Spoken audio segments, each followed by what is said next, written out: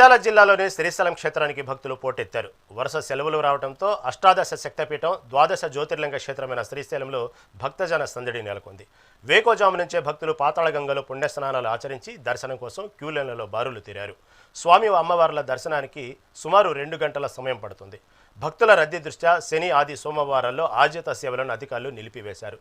భక్తులకు క్యూలైన్లలో ఎటువంటి ఇబ్బందులు కలగకుండా అల్పాహారం, తాగునీరు అందిస్తున్నామని దేవస్థానం ఈవో శ్రీనివాసరావు తెలిపారు.